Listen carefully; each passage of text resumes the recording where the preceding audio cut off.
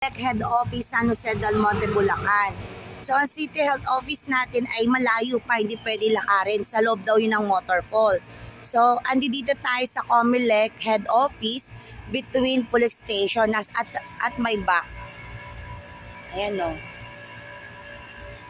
So hindi nyo pakikialaman yung mga taong nasa background, likod at harap. Hindi yun. Ang importante dito yung mga fixer na nagkalat na kapitbahay ko.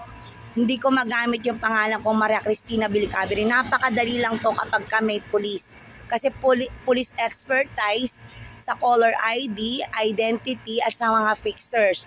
Mga fixers meron tayong binibigay na palugid na may basbas ng NBI abogado at saka sa police station kung talaga sila ay pinapayagang maging fixer. Kung sila ay loyalty ni Bongbong Marcos, pwede. Basta walang halong peke, pwede kayong magbayad kahit magkano gusto nyo.